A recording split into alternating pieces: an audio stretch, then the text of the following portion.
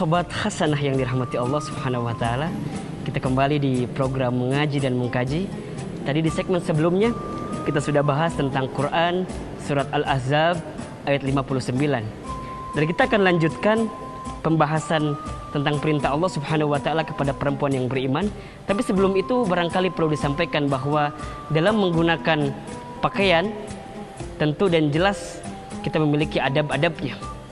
Apa di antara adab-adab berpakaian?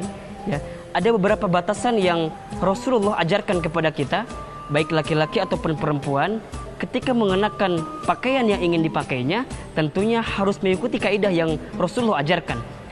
Kita tahu bahwa laki-laki batas auratnya ada di antara pusar sampai ke lututnya. Maka kalau bisa, jikalau laki-laki menggunakan pakaiannya, terjaga dari apa yang dibatasi itu. Dan perempuan, Rasulullah menyebutkan bahwa batasan auratnya adalah seluruhnya kecuali pandangan matanya dan telapak tangannya. Sehingga Rasulullah pernah bersabda dalam sebuah hadisnya, al-mar'atu auratun. Jadi perempuan itu adalah aurat. Wa innaha, dan sesungguhnya perempuan itu idza kharajat min baitiha, jikalau dia keluar dari rumahnya, istasyrafah syaitan, maka setan akan menghiasinya. Nah, maka kita akan lanjutkan kepada pembahasan tentang perintah Allah Subhanahu wa taala kepada orang yang beriman. Apa perintah Allah kepada orang yang beriman itu? Wa kullil mu'minati, kata Allah. Dan katakanlah kepada orang perempuan yang beriman, ya. Apa perintahnya? Yaghdudna min absarihinna. Hendaklah perempuan yang beriman itu pandai memelihara pandangannya. Jadi yang pertama, perempuan yang beriman pandai memelihara pandangannya. Kenapa ini penting? Karena mohon maaf, jikalau dari pandangan pasti akan turun ke hati. Kalau sudah turun ke hati, larinya kemana-mana. Kalau sudah lari kemana-mana, maka maksud dan tujuannya jadi berbeda. Maka ujungnya kecelakaan buat kita. Maka jaga pandangannya.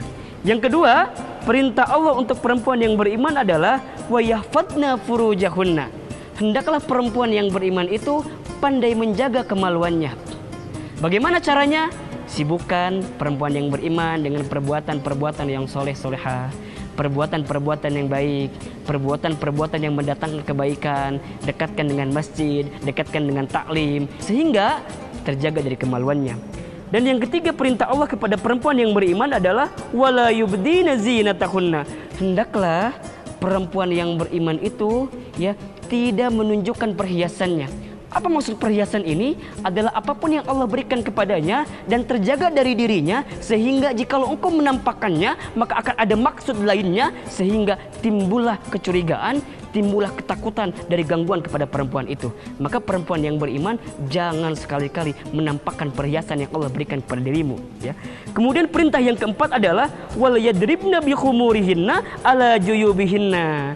Hendaklah jikalau engkau pakai jilbab, jikalau engkau pakai hijab, geraikan hijabmu sampai kemudian menutup seluruh tubuhmu, ya. Kemudian perintah selanjutnya Allah kembali menegaskan wala yubdina zinatahunna. Perempuan yang beriman sekali lagi jangan menampakkan perhiasanmu kepada orang lain kecuali kepada suamimu, kepada ayahmu, kepada saudara laki-lakimu, ya. Beberapa orang-orang yang Allah sebutkan batasannya di bawah ini. Dan perintah yang terakhir adalah wala yadribna bi arjulihinna. Hendaklah perempuan yang beriman itu tidak menggerincingkan telapak kakinya ketika dia melangkah, seolah-olah dia ingin dilihat, seolah-olah dia ingin dipandang. Bahkan lebih dari itu, seolah-olah dia ingin diganggu. Maka perempuan yang beriman harus pandai-pandai betul menjaga dirinya agar tidak diganggu oleh orang lain. Maka jelas Allah Subhanahu wa taala memberikan penegasan kepada kita, ya, khususnya kepada perempuan yang beriman untuk pandai-pandai menjaga dirinya dengan cara menggunakan pakaian yang layak, menggunakan pakaian yang bagus. Walaupun hari ini kita lihat banyak fenomenanya gitu, ya.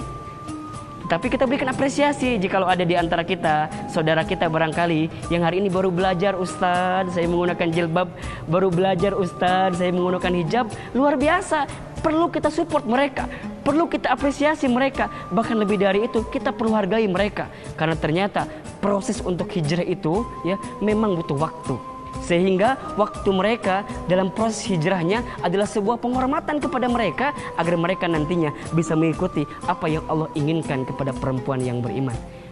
Dan juga untuk laki-laki, laki-laki tolong jaga pakaianmu ya, sehingga engkau layak untuk dilihat.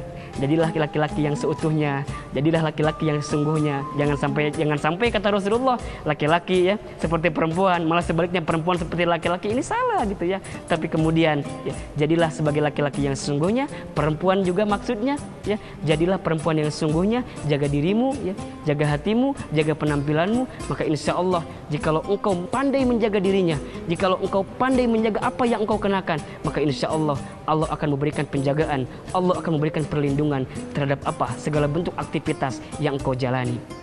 Sobat Hasanah yang dirahmati Allah Subhanahu wa taala, mudah-mudahan pertemuan kita kali ini memberikan banyak manfaat kepada kita, memberikan banyak pelajaran kepada kita, memberikan banyak ilmu kepada kita, bagaimana caranya agar kita mampu menggunakan pakaian dengan sebaik-baiknya.